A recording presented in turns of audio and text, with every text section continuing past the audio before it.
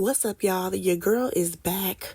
This is Brave. I know I missed doing a review for the Never Ever Met last week, but I was under the weather, but your girl is back, okay? Now, I know that there were some things that went down, and I'm going to add a few bits and pieces of that to this review. But let's go ahead and get right into it. So this is the Never Ever Met Season 2, Episode 5, and let's get into it. So we start this episode off with Jared and Charlie talking, right? Now she just got off a FaceTime with her baby, her 1-month-old baby, and she goes to talk to Jared to be like, I'm getting a little homesick, I miss my baby, blah, blah, blah. And he like, oh, so you want to go home? We could do that if you want to. This man is still playing in her face, okay? He is still playing in her face. Because let's not forget the fact that he was plotting and scheming to get this woman into the intimacy room because that's all he wanted from her. All he's wanted from Charlie at this point, because he's waited for 4 years, is to crack her. His words, not mine, okay? So the fact that he literally was practically about to jump for joy at the possibility that they could go home, aka walk away from each other in this process, is blowing me. Like, I seriously cannot take him serious when he is sitting up here talking about some, oh yeah, our bond is growing every day, blah, blah, blah. Negro, you're playing, okay? You already told us that the only reason why you still around is so that you can sleep with her, because at the end of the day, 6 kids is way too many. Like, it's just so crazy watching him operate with this woman, okay? Because at the same time as she's telling him, oh my gosh, like, I can't go a day without seeing my daughter. Like, I have to see her face every morning. My only question was, what about them other 3 kids, number one? And number 2, Jared, when's the last time you saw your kids? Because you got 2 of them. Have you been FaceTiming your 6-month-old? Because I don't think you have. Now, we're about to slip and slide right into the kitchen, right? Because it's a group of people up in there, and Irvin, he's talking about how, little Miss Alicia is definitely manipulative, and she weaponizes everything. I said, baby, y'all are going to stop with these therapy trigger words, please. But nonetheless, on the previous episode, these two, they clashed because of 2 reasons, honestly. They clashed because at one point, Alicia got into it with Brandon, which I'm going to touch on just a little bit. So on the last episode, we did see that Brandon had a conversation with Kiki. He wasn't getting anywhere with that conversation, so he was upset. He went to the kitchen, and he ended up venting to a few people who were in there about how, it's just not working out with Kiki. And keep in mind, Alicia was outside when these two were having a conversation. So she witnessed the entire conversation. Then she carried her ass into the kitchen where this man continued to talk about Kiki. And she piped up and was like, you need to go talk to Kiki. I don't want to hear this. I don't want to hear about all what you got going on. This should be a conversation. Ma'am. The same way you strode up in this kitchen, you could have strode up out of that kitchen. The same way that you knew that those two were having a serious conversation, you could have got your ass up and you could have left. Like, I personally don't like the fact that Alicia will make things about her when it's really not. The way she came at Brandon was a little bit ridiculous, okay? Because at the end of the day, a lot of times when people are frustrated with their partner, sometimes they do go out and want to vent to somebody else. And at the end of the day, it seemed like the people who were sitting there, they did not have a problem with what Brandon was saying. They didn't.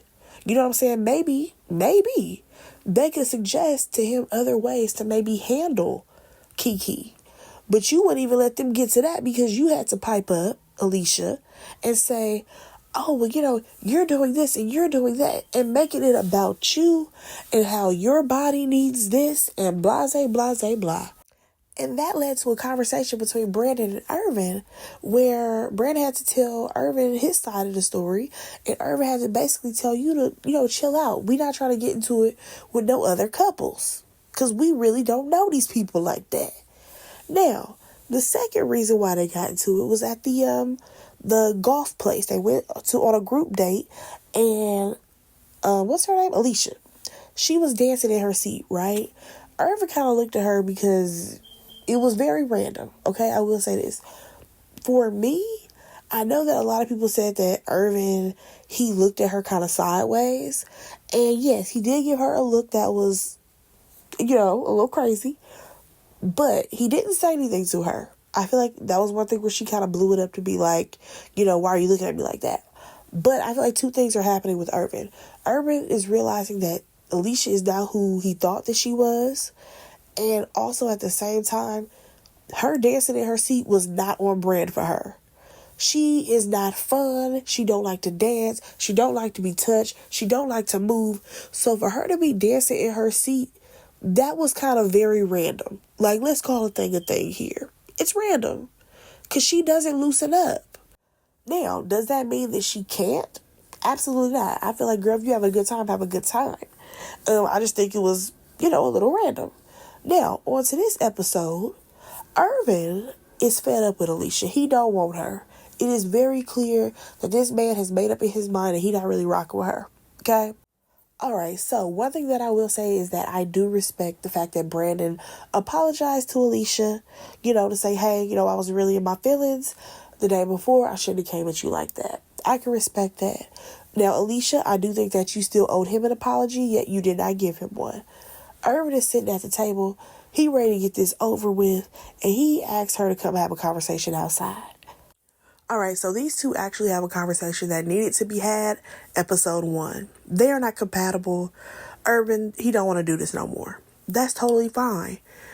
And here's the thing, Alicia, she was cool with it, because let's be completely honest, Alicia never liked this man. Not when she met him. Maybe over the phone, but she did not like him in person, okay? I'm actually surprised that she wasn't the one to pull the plug.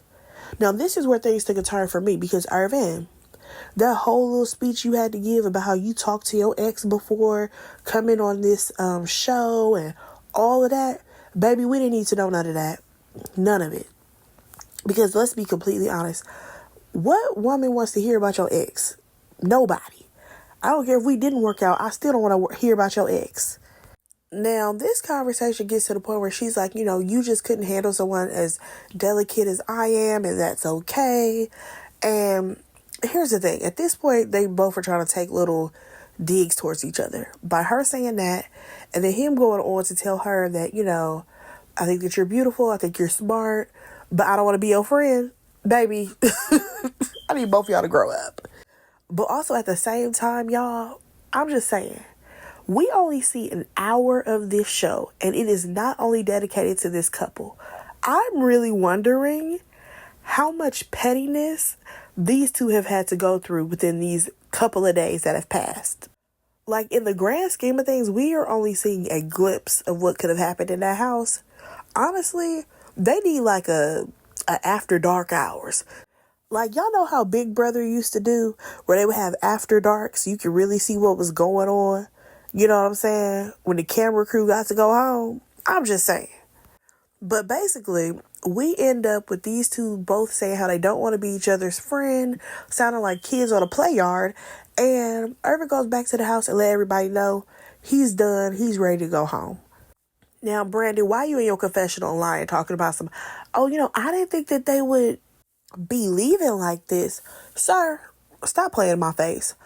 Back to Irvin, though. He is going on and on about, she's toxic. I said, baby, these two right here, they are going to use the most common therapy words ever, okay? We done wore out webinars. We done wore out toxic with these two because they keep calling each other toxic. I'm just like, what is going on? But nonetheless, this man, he is going on and on about this girl. And I'm with Cinco. Baby, you ain't got to worry about her no more. We ain't got to talk about her. Because at the end of the day, she don't like you. I said, baby, that truer words have not been spoken.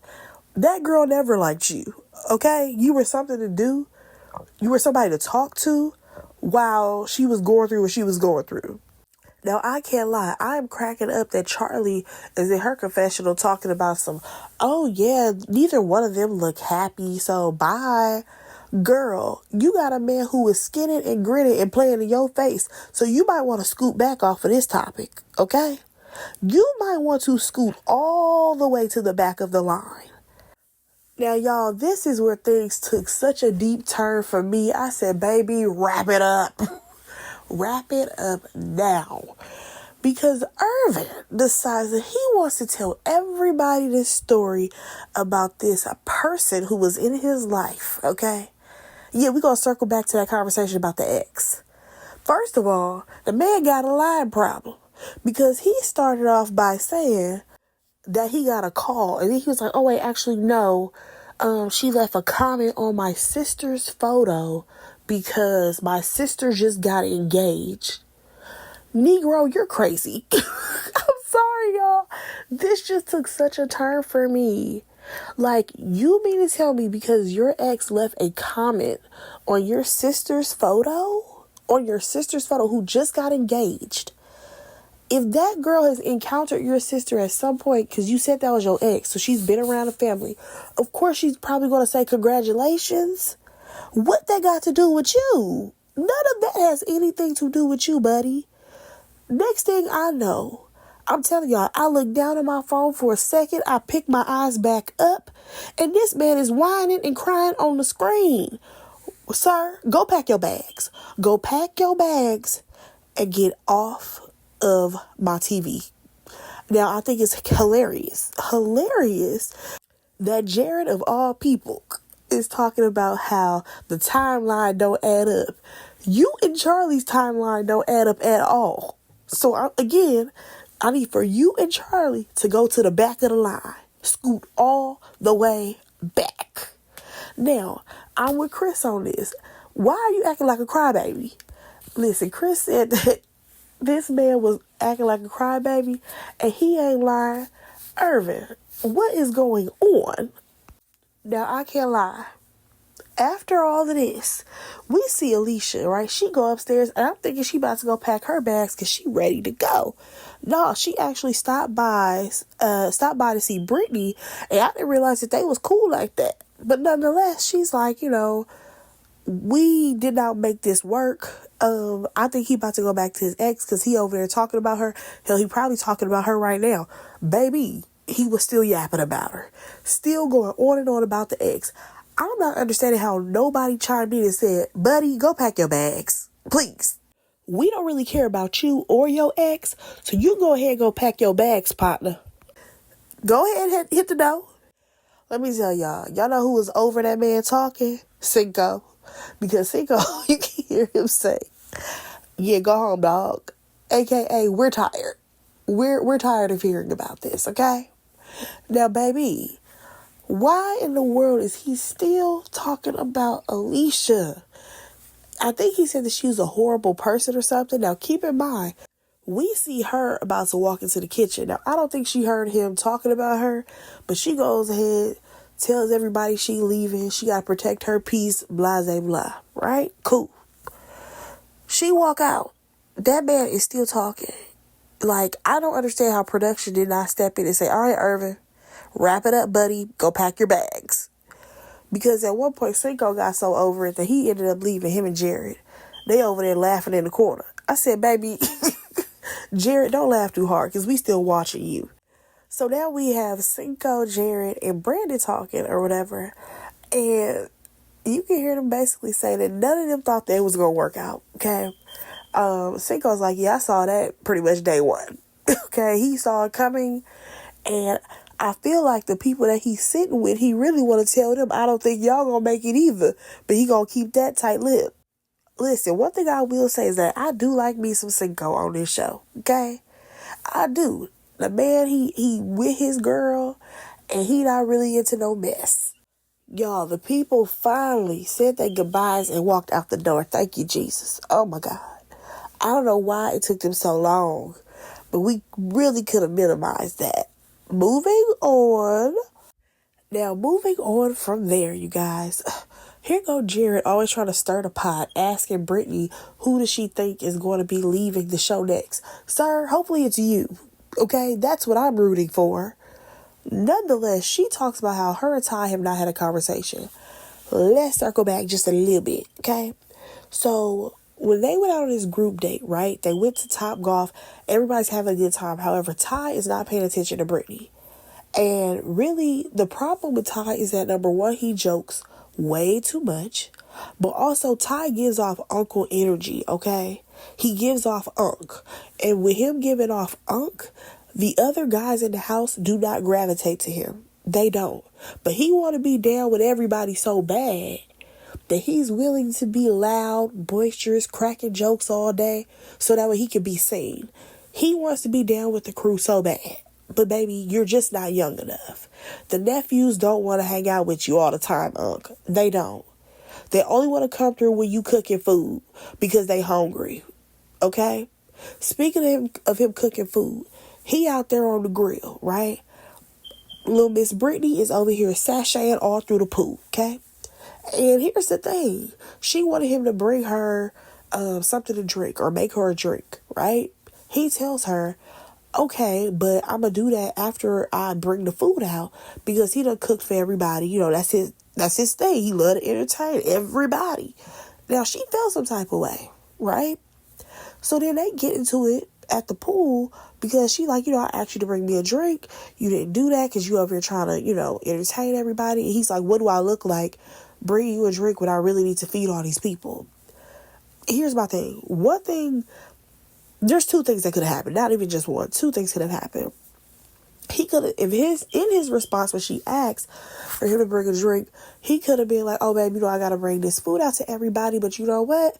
How about you come up in the kitchen with me and we going to make the drinks together? Making a together thing. But no, that's not what we did. Number two, the second thing that could have been done is I feel like he should have gave her more reassurance. Like, okay, you brought the food for everybody. You should circle back to be like, babe, let me go make that drink for you real quick. Go make her drink. Like, babe, I made you a special drink, blah, blah, blah. Really, like, make her feel some type of something. But no, that's not what he did. So they out here going back and forth, arguing, and she's telling him that he never did any of the things that he said that he was supposed to do for her. Now, we don't know exactly what he promised her, but baby, she ain't getting it. Now, we circle back to this episode, and they have yet to have the conversation after they got into that argument that happened yesterday. Now, I will say that Brittany's feelings are valid. They are very, very valid. We have seen this man multiple times try to impress these young guys, and he is not paying attention to Brittany. Now, one thing I did not care for was Jared being messy, asking her, well, oh, do you think that do you think that he likes you? And she's like, actually, I think that he just probably want to sleep with me. I said, Jared, doesn't that sound familiar? That sounds like you, buddy. But let's go ahead and jump on over to this group activity, y'all. Here comes Rhonda. I promise she serves no purpose on this damn show. But nonetheless, they go to this improv class where they basically have them walk around in a circle and everybody is standing around them. They just have to basically guide themselves, but they don't, walk off stage. Child, I don't know what this was supposed to prove, but Alexis, she's talking about I have trust issues. Child, we already know that Chris, he ain't interested in this woman, but he's sitting up here talking about this is showing me another side of her that shows that she got more red flags. Negro, it don't matter what flag she got, because you don't want her. Now, they did do a lot more improv after that, and it was cute, I guess, but let's get to some more drama. Now, we do see a car ride with Tatiana and Pastor Courvoisier and Kiki and Brandon, right? Now, Brandon, he does bring up the fact that he wished that she was a bit more affectionate. And according to her, that was an issue in her past relationship because she doesn't come from a line of, affectionate people. I guess her family is not affectionate. And here's the thing. The real reason why she's not affectionate with you is because now, since y'all had that meeting the last episode, oh, I forgot to mention that, y'all. So, Brandon and Kiki, they got into it to the point that somebody had to come in and get involved, okay? It was some type of like doctor came in and basically talked to them as a couple. We learned that when it comes to drinking, the reason why Brandon is so hard on Kiki about it is because he witnessed his stepfather have a drinking problem, and he had to witness his mother and stepdad break up because of it. Now, when it comes to Kiki, baby, Miss Mama can drink, okay? Because when she mentioned she could basically throw back 6-7 drinks, that was wild to me in one night. But she also says that the reason why, she's been drinking so heavy is because her mom passed away, okay? I really want Kiki to get some help, like some real help, because her and this self-medicating, baby, that's not going to help you. Girl, I don't even think she's 30, okay? You have so much of your life still to live. Baby, let's calm down on the drinking, okay? Now, she also happened to mention to this therapist lady that she was still talking to her ex up to 4 months ago. 4 months ago is when they broke up. Keep in mind, her and Brandon have been talking for 4 years. So yeah, baby girl, you have a big secret, okay? So now we get to this episode, and he's mentioning how she not affectionate, but according to her, she can't be affectionate because, baby, she is carrying a burden, okay? She is carrying this big secret, and it is weighing on her. Listen, I need for you and Pastor Cavassier, who's sitting in that back seat, to get it together and tell y'all partners the truth. Please. All right, so we do see Kiki and Brandon have a conversation. And basically she was saying how, she got overwhelmed because when it came to the improv stuff, he kept volunteering for them to be like the first couple to do stuff. And she's like, yeah, that was cool for you, but I was overwhelmed. Here's the thing. These two have two totally different personalities, okay? He is very like anxious, go-getter, let's get to the fun. However, Kiki seems to only be that way if she's drinking. Just pointing that out, not trying to throw a dig. But also, she's a bit more reserved, okay? Like in her regular, normal, she's very reserved, she's very quiet. Now, one thing that I will say is that I think that a person like Brandon would definitely help her get out of her shell. Just saying. Like, I will say that, like, seeing him on the balcony, it does give me, like, he really does like her, but I don't know. I just don't know how he gonna feel when she tell this big secret, y'all. I don't know, but we gonna move on. Now, everybody is eating, and then here come my favorite Cinco. He said, oh, y'all, we about to play a game. I said, no, we don't need no more tabletop games, okay? No more, but here we go. All right, so the first question that they ask is, what couple do you think is going to make it to the end, right? All right, so everybody mostly voted for Jay and Cinco, right? Which is who I agree with. I think Jay and Cinco, they going to make it. The rest of y'all, probably not. The next question is, who needs the intimacy suite the most? All right, so Chris and Alexis is actually the group that everybody think need to go on over there. However, Chris, he said in his confessional that Alexis feels like he's scared of the boom, boom, boom.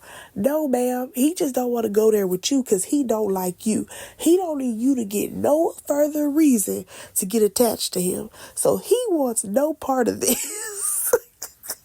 This is not funny because there's people's real feelings involved. But I really feel like that man don't want no other reasons for you to become even more attached. Okay? He wants you to step all the way back, sister. Okay, so the next question is, what couple is the least compatible? And almost everybody unanimously votes Kiki and Brandon, right? Now, I kind of feel like they are putting that on the paper because of a few reasons. Number one, we've seen them get into it multiple times at this point. Multiple. That's number one. Number two, it's because he's a fit guy and she's a big girl. let's be completely honest. We are not about to pretend like that's not the type of time some of these people are on. Now, it's so interesting that even Brandon is like, we not really compatible right now. And y'all not. I just said all that. But yeah, y'all really not. Because I feel like y'all just need to get back on the same page. But like I said, she still got a secret. So, child, we gonna see. All right, so most dramatic couple. That goes to Brandon and Kiki yet again. Now, here's the thing. Had Erwin and Alicia not went home, that would have been a battle on both of those topics. But we gonna jump back to the people that's here. Okay, so now we get to what couple still got the most secrets. Baby, how does Charlie know that old boy got a baby? Oh, because Jared was in that intimacy suite, pillow talking. Baby, at this point, everybody in the house know this man got a baby but her. That's embarrassing. Everybody in the house know this man got a baby? And Tati don't know. Tati, you don't deserve this, girl. But here's the crazy thing about Tati and Clay, y'all. Okay, on the last episode, right? First of all, this man was playing in her face saying he was about to go vegan, but he out here having Jay cook him a whole fucking meat sandwich, okay? He over there getting the meat sweats. And on top of that, she brought it up to him, right? They have a whole little back and forth about it. Who really cares? What's crazy to me is that when they were having breakfast on this last episode, she basically was telling him like, oh, you can always come to me. I'm always here for you. I'm always open for you to tell me whatever you got going on. Now, here's my question. I'm like, sis, do you already know that he has a secret and you are waiting on him to reveal it and that's why you told him that? Or what? Because it was given, you already know he got a baby, but you just wait on him to tell you. And if that's the case, girl, move on. Please move on from him. So now we done got all the way to the point where everybody know this man got a baby and you don't. That's crazy. And what's even more crazy is that this man is still talking about he want to time it out correctly. What time? Are you waiting till the last episode? What are you talking about, Clavancier? You're not making any sense. All right, so we do see Brandon and Kiki have a conversation where they basically said they're going to try to meet in the middle. He has been making effort to really try to, make things work with her. So we shall see if they can make it. However, girl, I really wanted you to go ahead and tell this man about you and your ex. Y'all, the whole day has went by and Brittany and Ty are just now about to have this conversation. That's wild to me. But we start this conversation off with him apologizing. Now, he says that he's sorry, I guess for the blow up and the argument, but he does not really apologize for not making her that drink. I said, ooh-wee, here we go. Now, here's the thing. She tells him that, well, it sounds like you're putting me at the bottom of your priority list. And yeah, but here's the thing. In the grand scheme of things, right? If I am cooking for a whole bunch of people, honestly, and I know I got to get this food served and all of that, and then here you come talking about can you go make me a drink? Yeah, I am going to push your drink to the side. I'm going to get these people about my face because they're probably hungry. Let's go ahead and get them out the way, and then baby, I got you. But baby, we never got to the I got you part, unfortunately. But nonetheless, she brings up that he's not there for them. He's there for her, which is absolutely true. And how, he didn't protect her feelings. He didn't protect her character and all the things, right? But here's the thing, what I'm realizing as I'm watching this show. Yes, that is your man and he should be down for you, protecting you, all of the things, right? But at the same time, I've noticed that for Ty, when that man is cooking, when he's grilling, when he's doing all those things, that is when he's in his element. That is his time to shine. And baby, he don't play with that, okay? The same way that he told that girl to get about his kitchen, when he told Alicia to get about the kitchen, Baby, he's 2 seconds away from telling you the same thing, okay? Now, here's the thing. When it comes to this disagreement, I kind of feel like, no offense, but I kind of feel like Brittany is piggybacking off of the emotions of Alicia because she did talk to her before she left. I'm just saying, I gotta say it. Because she's bringing up the fact that, she doesn't feel safe with him. She doesn't feel protected by him. And I'm like, okay, y'all are throwing around these therapy words, and I need for y'all to stop. Because you saying that you don't feel safe with him, girl, y'all got into an argument, okay? Nothing that this man has done is giving unsafe that he's going to harm you. Like, I need for y'all to really be careful with the words that y'all are saying. Please. Now, at this point, like I said, this man, he's apologized. He says that he's trying, but for her, it's not enough. Like, I feel like, again, we need some other cameras around, because to me, this sounds like they have had other conversations around the house and we didn't get to hear none of them. Okay? Like, am I tripping? Like, it seems like there was something brewing with Brittany and Ty, and we never got to hear about it until they just had this little blow up. Because we'd have had to deal with all the rest of the drama of the other cast members. Now, here's the thing. This man is expressing himself and saying very clear, very nicely. He's not being mean. He's not being demeaning. He's just expressing how, he wants to be in a relationship with somebody that's a partner, not someone who's like dictating his every move, blah, blah, blah, right? She cuts him off and is like, no, you want to be a class clown. No, you want to do this, that, and another. And I'm like, okay, Brittany, hold on now. See, that Alicia spirit is on you. And I need for you to wipe it off, baby. Go ahead, take a bath, rinse all that Alicia off you, okay? Because the way he's having a conversation with you, what you're saying is not exactly warranted. Like I said in my previous reviews, if you feel like he joke around too much, you need to express that to him. And this was not the moment for you to be like, nah, you joke too much. Like, girl, you could have said that when he was cracking jokes on that massage table. To be like, babe, let's be serious tonight. Just be romantic with me. You know what I'm saying? Like, again, communication is horrible on these shows. Now, just like clockwork, after this girl just told this man that he's condescending and she done with the conversation, here comes a knock at the door. The doorbell rings, and Ty's brother is there. I said, now what is going on? I forgot that on this show, they bring in some family members.